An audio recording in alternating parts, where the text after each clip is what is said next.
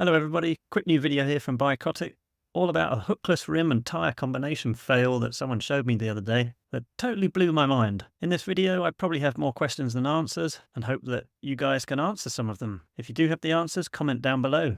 So this is Jo Shillabeer, an up-and-coming road racer based in Yorkshire, and in this photo on the Velo Shooter Facebook page he's finishing 6th at the Proper Northern Series round 3. But at about mile 12 into the race, Joe realised he had a big problem. He basically lost pressure in his front tyre and pretty much thought that his race was over. As it turns out, the tyre didn't go down completely and he assumed that the sealant in the tubeless tyre had saved his race. So Joe cracked on, and by the end of the race he'd managed to average nearly 27 miles an hour, and on the descents they'd got up to about 50 miles an hour. And when we look at his wheel in a minute, you'll see that he was very lucky not to end up in a heap like poor old Thomas again. Anyhow, after the race, Joe showed me his wheel, and this is the little video that I recorded when I saw it.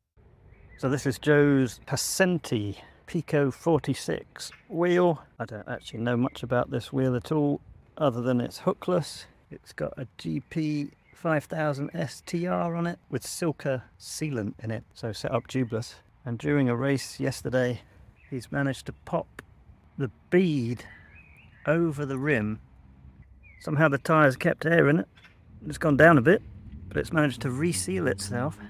And then he's managed to do the whole race with his tyre like that, without it flying off. How crazy is that? So there we go.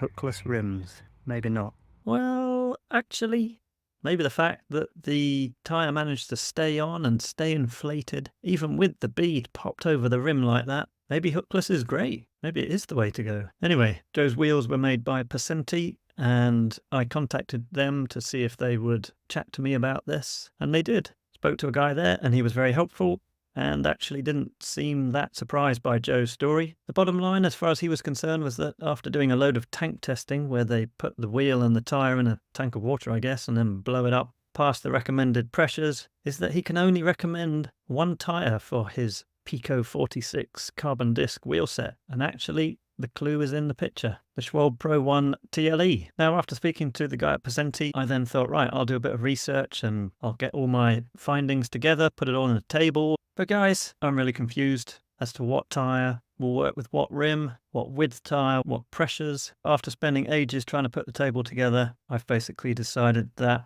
I can't make it any simpler for you. Basically, if you go hookless, you need to do your own due diligence about which tyre rim combo to go with, and make sure you get the right tyre width for that rim's internal width, and make sure you inflate it to the right pressure. So there we go. Sorry I couldn't be much more help, but in a way I wanted this to be a discussion as much as anything. Have you guys had the same problem? Do you know more about it? If you do, comment down below. Love to hear your stories on this. Personally, all my wheels have hooked rims, and I've got no plans to change them in the near future. And I'm planning to make some new comparison videos soon. If you have any ideas, write them down in the comments down below, and I'll see what I can do. And with that in mind, don't forget about the Pacenti.com website, where we now have 1,048 bikes I've now lined up. Everything from aero bikes to cross-country mountain bikes to even e-mountain bikes, and you can load these up, bike 1, bike 2, then you can fade back and forth between the bikes to compare the geometry, the specifications. You can zoom in, fade back and forth,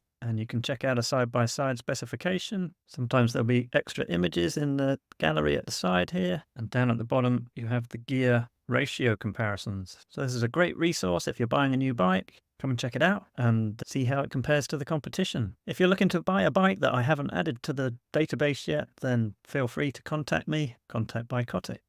Drop me a message. Okay, so don't forget to leave your ideas for comparison videos down below. If you haven't subscribed already, please do. Give this video a thumbs up. Until next time.